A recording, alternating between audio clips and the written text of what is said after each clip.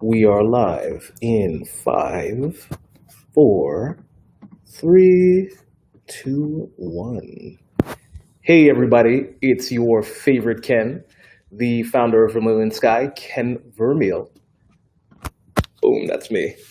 Um, Today, on our Tech Entrepreneur Office Hours, we're going to talk about the story of Vermillion Sky.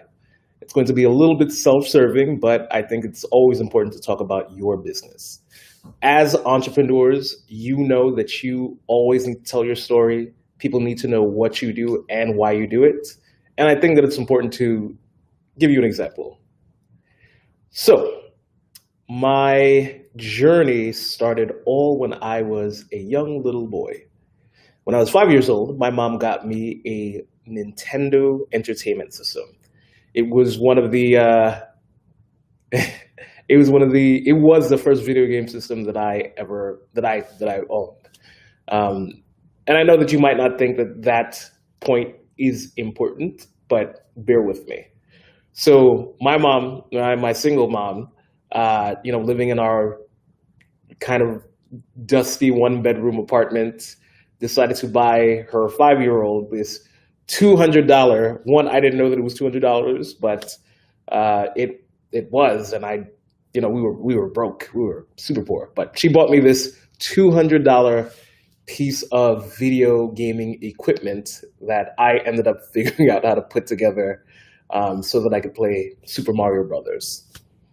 And I played the heck out of Super Mario Brothers, and Duck Hunt and Bayou Billy, which, looking back on it, she shouldn't have bought me that game. Anyway, I became a gamer. I spent a lot of time playing video games throughout my entire life, and also just being immersed in the conceptualization of the story. Like, I would love video games that had an amazing story. And so I became a gamer. On the other side, so my parents were split up at the time. My dad started working at Columbia University as a computer analyst. So when he would pick me up on the weekends, sometimes we would go into his office and I'd see him playing with computers. Actually, no, let's go a bit further back in time. So before he got his job at Columbia University, he was teaching C++ programming at Stony Brook University. So he was a teacher, and so when he would pick me up on the weekends, he would teach about programming. Me being I guess I'm 6 or 7 at the time, I'm just happy that the computers have Street Fighter on them, and so as he's teaching, I'm playing Street Fighter, but I'm also kind of absorbing what he's saying. So let's go back to the future. He gets a job as a computer analyst, and his job is pretty much to be a programmer.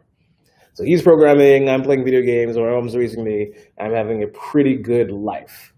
I then get into a couple of specialized middle schools and high schools, and at the time, my thing was not about computers at all. Computers were just entertainment to me, and I didn't want to make my life. And my reasoning was, I don't want to sit in front of a computer for the rest of my life. Which, if I had a time machine, I'd go back to that little kid and say, look, that's what you're going to do. Anyway, so let me just change this.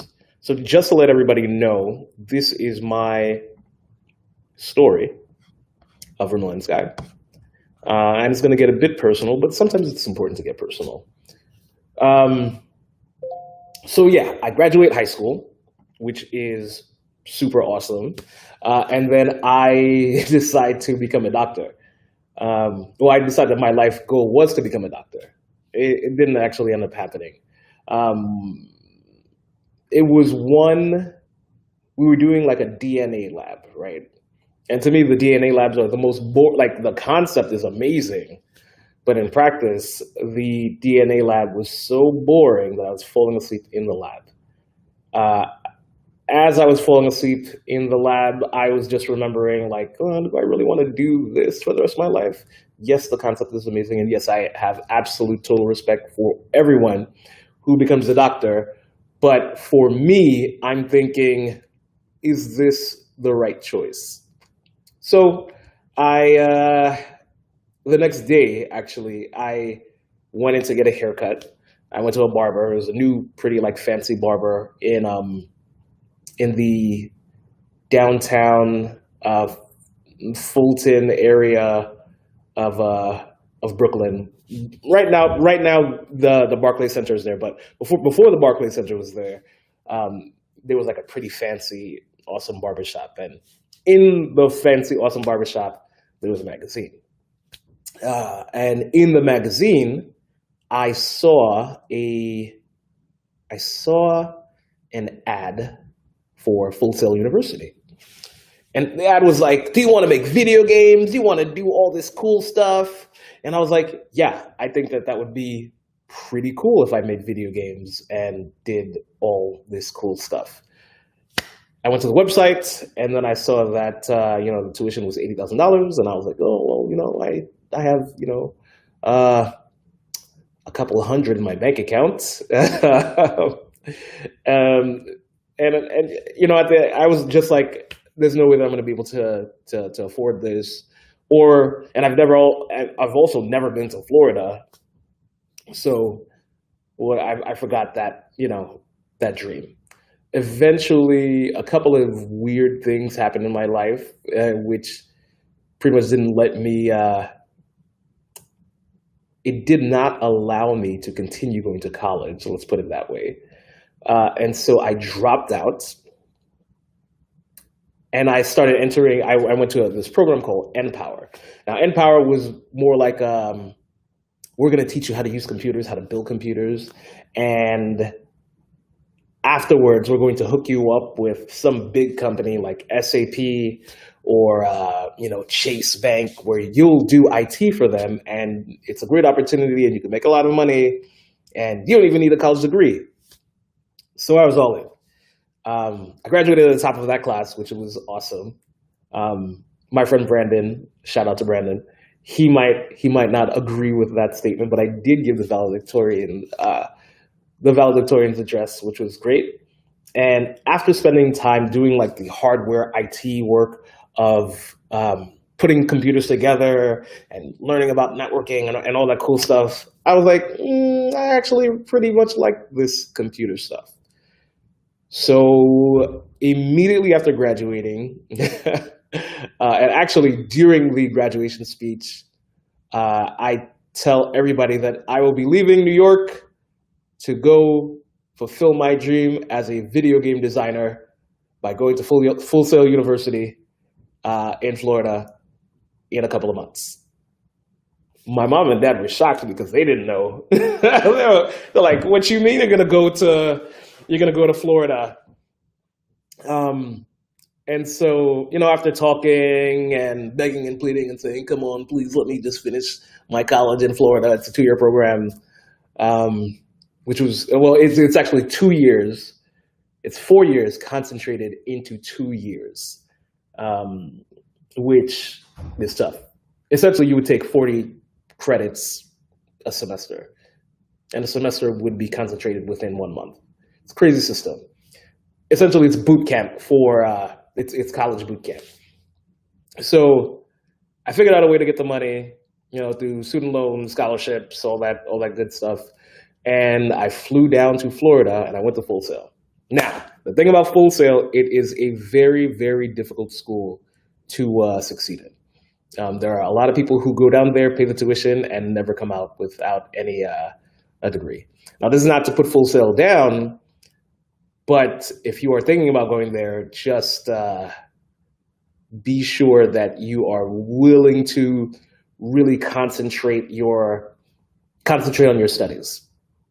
So yeah, fly down to Full Sail. I get there, and they're like, and all I'm in the game design program, and everybody there is talking about programming.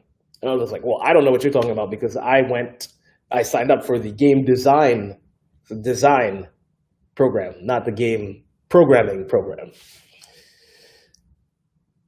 Little did I know that Full Sail does, I guess, mask their game design program as a game development program. And so I was there, and I was a bit, I wouldn't say stuck, but I was surprised. So I personally had I didn't want to program. I wanted to design. Later on, they give you design opportunities in the semester, so you have the opportunities to make a couple of video games and actually code them out, which was great. So I ended up going through the program. Also, the other thing is, apparently people who have no programming experience should not join Full Sail, because in my class, everybody was like, yeah, I've been programming Java for about 8 years now, or I actually work at this said game company, and they just sent me here as like a refresher. And I'm just seeing all these grown, fully, like these people with careers in this, in my, I guess, freshman year of this school, like, and they're saying, I need help to learn how to program video games. So it's a very difficult program.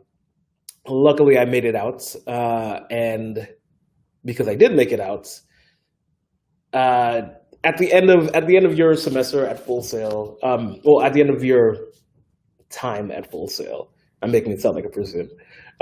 You start getting job offers. They have a really good system of helping you find a job, especially if you graduate from the game development program, because the Full Sail game development program is very respected in the gaming community, the game studio community. If you know that, if you get a graduate from Full Sail, you know that this person absolutely knows what they're talking about. It's a very rigorous program. So I graduated, right? Graduated Full Sail. I had a job set up at EA because I knew one of my cousins worked there as a game tester, and I wasn't too excited to work on like Madden and games like that. And then a letter came out, and in that letter, essentially, it was like the wives of EA employees wrote like an open letter. I think they published it in some magazine or some newspaper, and they were like, "We want our husbands back. It's not fair that our husbands work 80 hours a week for $55,000 a year, no overtime, sleeping in the office, doing all that stuff." And again, like I was like, "Do I really want to do this?" And I said no. So I didn't go and work at EA. I essentially ended up back in New York. And I said, you know what? I'm going to start my own game company. How hard could it be? So I started making Flash video games for people. Back in the day, there was a freelance website called Odesk. And I would go on there. I'd pitch or bid. I'd get like a quick $500 job. I'd do the job, get paid $500. Oh my gosh, this was so easy, and it was so fun. So eventually, I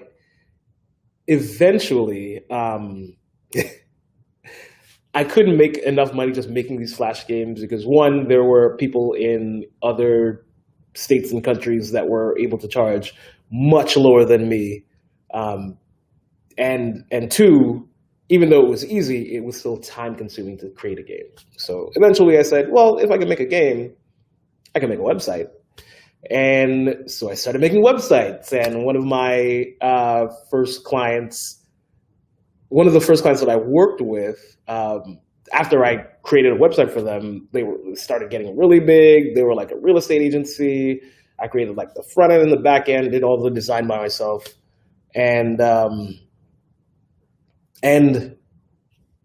started bringing some money in, and in me trying to dodge making $55,000 a year, I ended up making $12,000.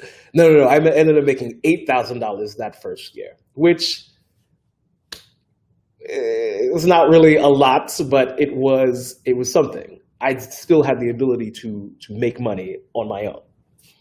Eventually, I started making more websites, and I started bringing on people to help me, and it was pretty cool.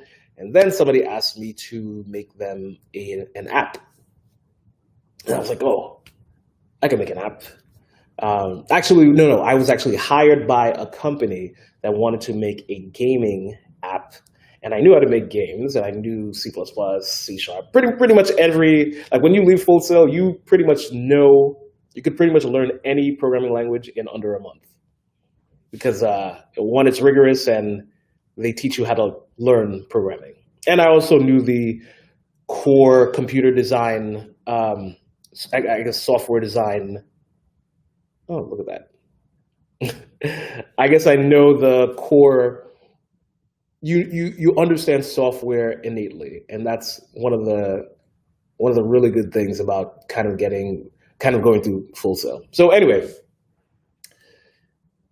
after I spent the time working with this company, creating a mobile game in Unity, I was amazed. I was like, man, I can just make mobile games now because mobile games, they cost a lot of money and time to make.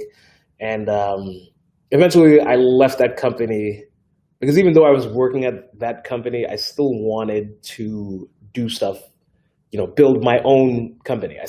There was still a little bug in my mind that was like, hey, Ken, yeah, you could do this for other people, but you could also just run a company and do it better. I knew nothing about the agency business at all. All I knew was I know how to do stuff and I'm going to do it. So I started Vermillion Sky after I left that company, and I spent a lot of time looking for jobs. And then that year I made $12,000. And that was including this. Well, it wasn't including the salary that I got from the other job, but it was just I was able to make $12,000.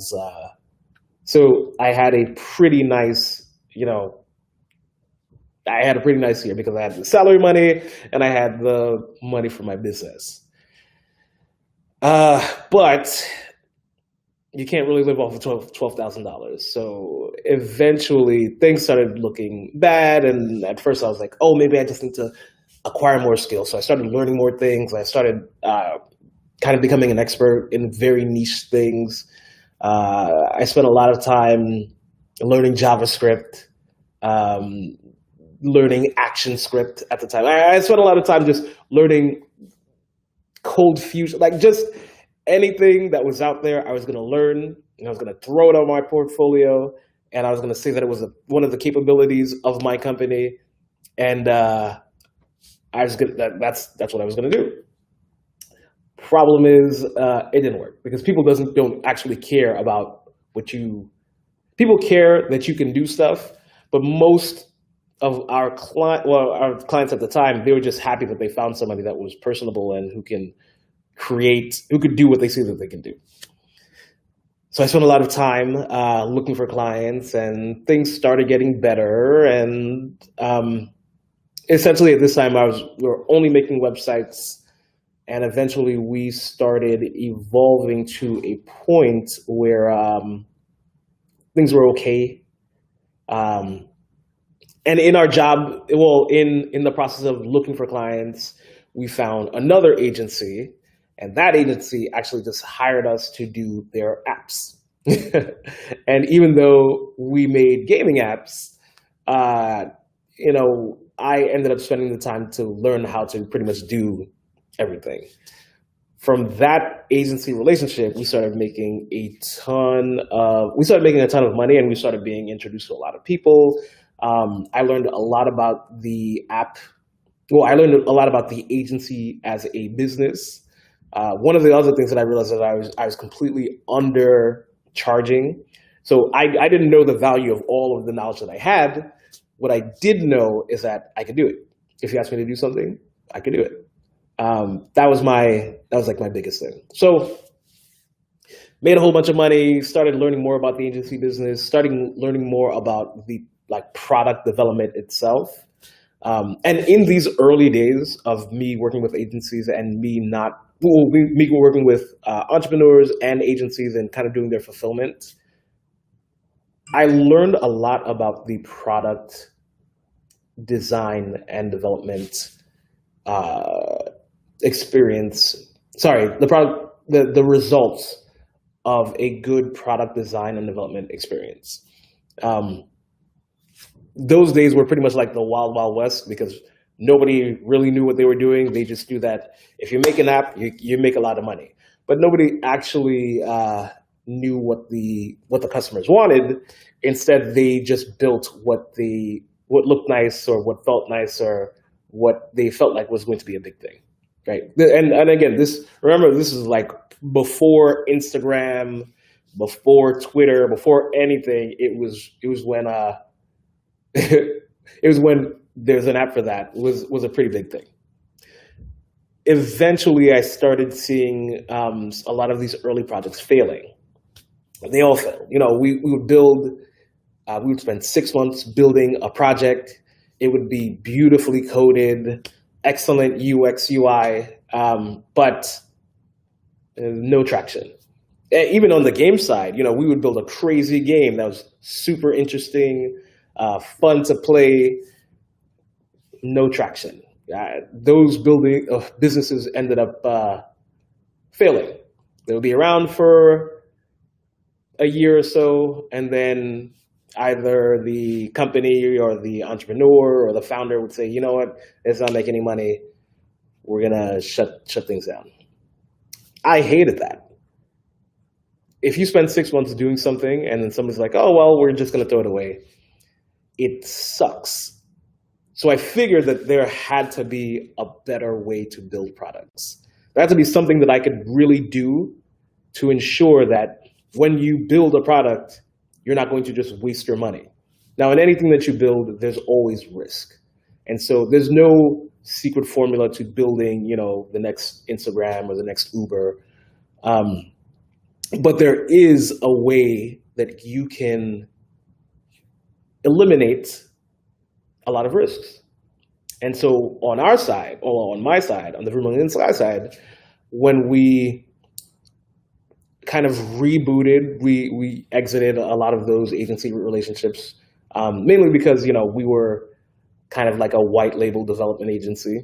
White label meaning we just handle fulfillment. So another agency would go out there, win the business, and then they would pass the business on along to me.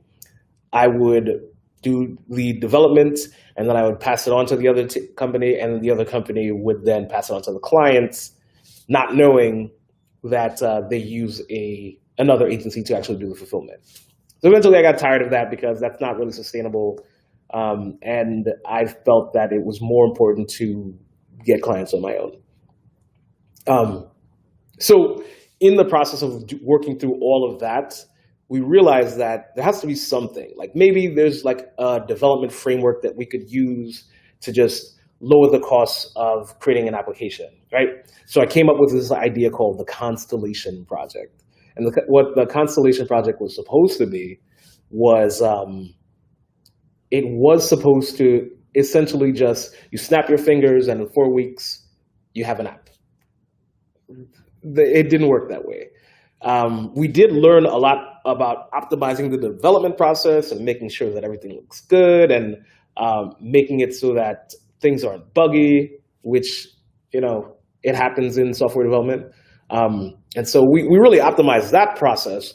But what we kind of discovered a little bit by accident and a little bit by just doing so many projects over the years is that a product exists to solve a problem. And because a product exists to solve a problem, if your product does not solve a problem, or if your product solves a problem that's not important to the customer, then your product will fail. It sounds simple, but it's not. We spend a lot of time doing design and doing development. But before we even get there, we have a time like before we even make the wireframes of a project, and where we do customer research, customer development. We understand the business model. We spend time just saying, okay, this is going to be a business. How are you going to make money? How are you going to be successful? How do you even measure success? What are your goals? What's your 3-year plan? And we really dial into the product as a business first, and then we relate the product to the customer's pain points. Now, when we did that, our products stopped failing. And other people, and I'm not going to take the complete credit of this. This was more like the entire design world and development world started really understanding what product means. And so I, coming from all aspects, because I was a solo agency for a long time, me coming from the aspect of, well, I know how this works, and I know how this works, and I see how everything fits in. We're just missing the product. What does the product do? How does the product fit into our customers' lives? So we created a little bit of secret sauce in the beginning of that. That optimized with our super nice, awesome development project, and now with the great designers that we currently have. What ended up happening was, our product started winning awards.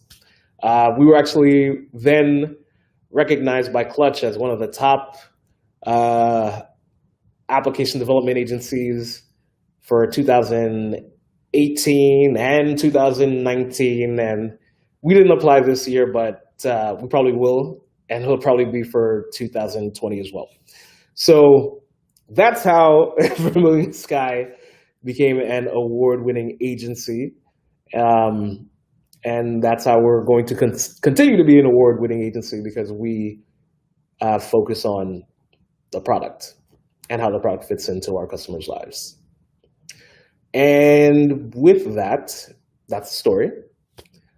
Please, I know that this was not really like hey, this is how you do this is how you do that, but it's more along the lines of, this is my story, and this is why you should work with us. So, as usual, please let me know if you have any questions. I do know that there are questions that are in the queue. We will be answering them most likely next week. And I'm so happy that you spent the time listening to my story. And again, I'm Ken, founder of Vermillion Sky, and I will see you next Friday.